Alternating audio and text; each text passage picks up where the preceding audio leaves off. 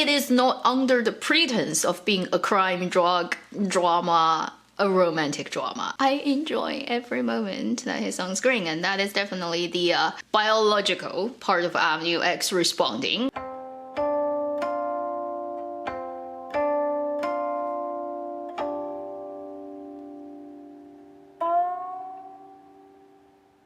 Hi, you're watching Avenue X, where Junkie and Good Storytelling shares her thoughts, knowledge, and occasional weird ideas on stories and how they're told.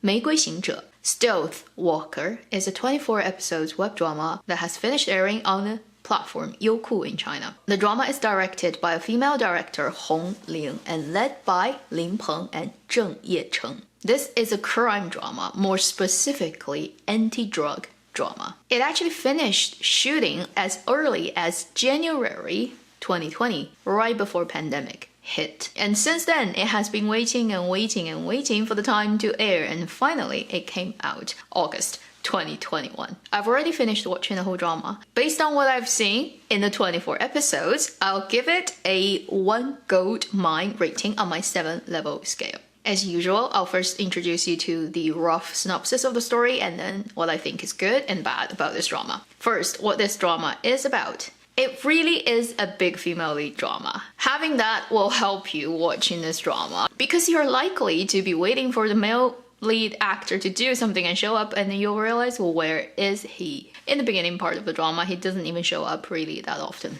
So, although it doesn't promote itself like that, it doesn't actually have any promotion in any way, really. It is a big female lead drama, focusing on a policewoman who barely made it to become an official policewoman before she got unfortunately entangled in a group of drug dealers' business, and without actually getting the official recognition of being a real policewoman, she already started working, trying to infiltrate a very big drug ring. And she runs into, time after time, life-threatening situations. Along the way, meeting our male lead character, played by Zheng Yecheng, who is the adopted son of a very influential, big drug dealer. And he also has a daughter. Is that complicated enough? Now, let's talk about the good things first. Point 1, that is on the positive end. It is a relatively speaking realistic vibe drama, and I'm more for realism than idealism in dramaland in general. Just personal preference. The look of it, the color, the texture of the drama reminds you of dramas such as Trident last year, if anyone still remembers. Rather enjoyable 3 middle-aged policemen going on a adventure kind of story. And it's not surprising because one of the 6 writers of this drama actually wrote Sanchaji, the Trident. So if you like that type of, relatively speaking, realism vibe, police, crime, drug drama, this overall gives you the right type of vibe. And also it's filmed in Chongqing, looking cool on camera.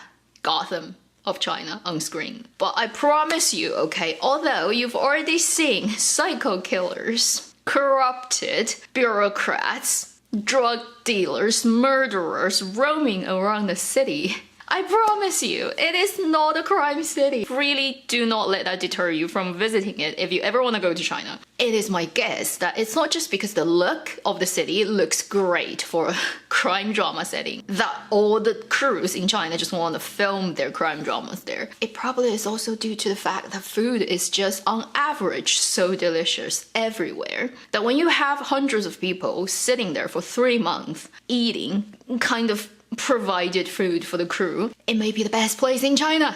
I'm just saying, with the budget you have. Now let's move on to the second point. This drama as a crime drama is overall qualified for being a crime drama. It is not under the pretense of being a crime drama, a romantic drama. Both the male lead, the female lead, every other supporting roles, actually we have quite a few very well played and very good actor and actresses playing supporting roles. The thing they care most about is 搞事业, doing their careers, whether it's the good people, the policemen trying to get all the drug dealers, or whether it's the other side, all the drug dealers trying to get more money and kill more people and run away from law enforcement. Everybody cares most about 搞事 yeah, do their business, fulfill their ambition, whatever, not fall in love. Thumb up. I love people who actually care about what they do and put that first. Because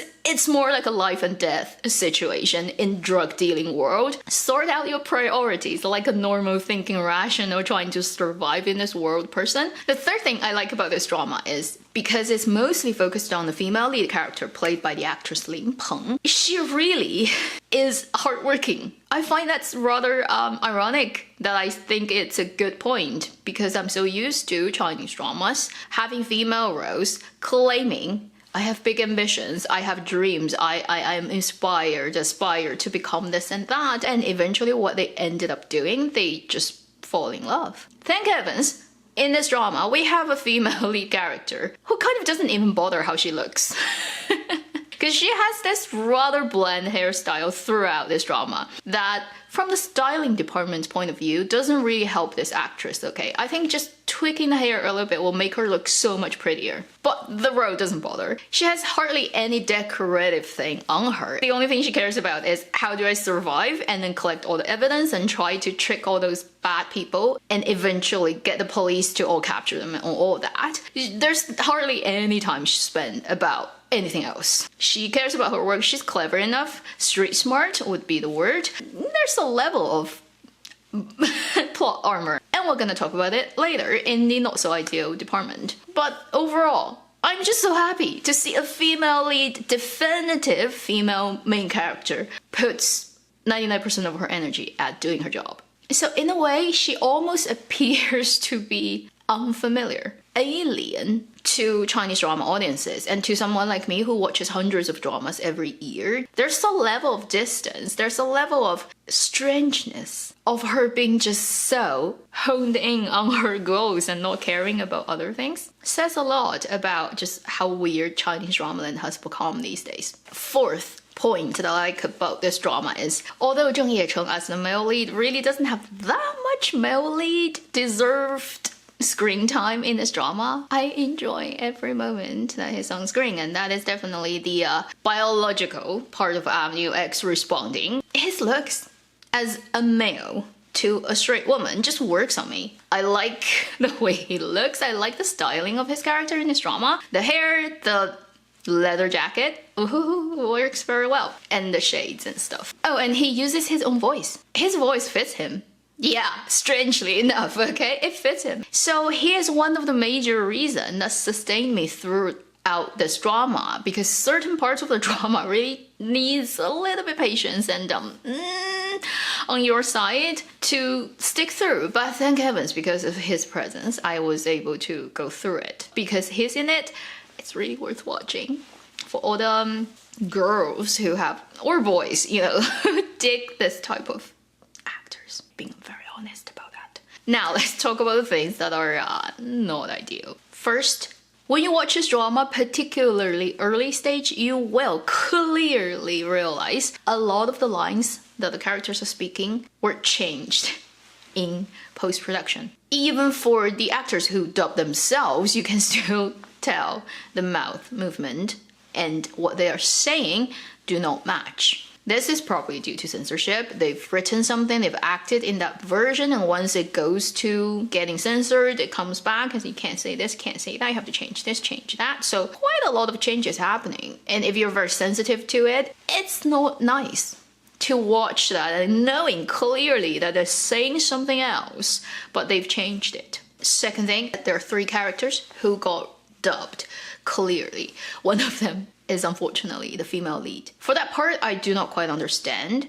The role Lin Qiang, played by Lin Peng, got dubbed. I feel the voice doesn't suit her. It feels different from Zheng Yecheng, who used his own voice, so when they're conversing with each other, you feel Zheng Yecheng is really the voice coming out of the actor, whereas the female lead role, her voice comes from somewhere else. The way it sounds just doesn't quite fit her face. For me, personally, I cannot connect her face with that voice, and it heavily impacted my experience of this drama. And I've heard her in interviews talking, and her voice is pretty nice, and her Mandarin is no problem. So I don't quite get why she got dubbed Also, as the script sets it up, although it hasn't been brought up specifically, the female lead character kind of just graduated from police academy and she's trying to get into the police station. And also, if you look at the official page of all the information on Baidu, for example, of this drama, she's set up as a character who is 23 years old.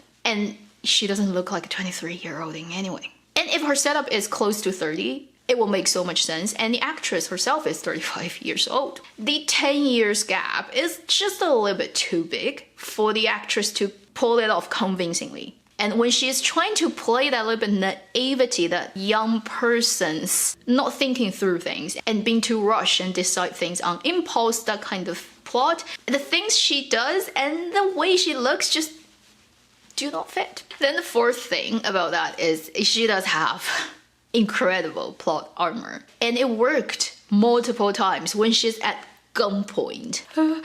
Don't kill me because of this and that and that. And that person will somehow just listen when they could just pull the trigger and the whole thing ends. Together with that is the ending. Final showdown between the bad boss and the female lead and the male lead. They have to end up in the car chase and it is heavily green screened, you can tell. And so the the green screen background is not so well done. And then just how that entire part of the plot happened was a little bit pushing reality's limit, in my opinion. Okay, I don't know what happened to my voice. So I think the ending is too unrealistic. And it's too for the sake of having a heightened climax moment. Because of how unbelievable it is, it discredits everything you've done before of the drama. If you've watched 喵请许愿, Make a Wish, and the ending, it's very similar in the sense it's like, well, what? This is how, like what you come up with? And like, how does that make sense? Yeah. At the end of it, I won't say I've wasted my time watching it. I still enjoyed this drama, parts of it very, very much, and maybe because it's filmed in my hometown. And I could do the, oh, I think I know where they filmed that scene, and I can tell in the background on the shop what it's written there. It's like the typical Chongqing thing. And then I have no complaints about how good Zheng Yecheng looks in this drama. I think it's one of his better, probably the best contemporary drama look he's had so far. That shade and leather jacket and the drug dealer vibe really works. Looking very, very dashing and very good. So the eye candy part of the drama definitely makes me very happy. That will conclude my final review on this drama. Hopefully it's useful to you. Thank you for watching Avenue X. I'll see you in my next video. Meanwhile, live long and happy drama watching.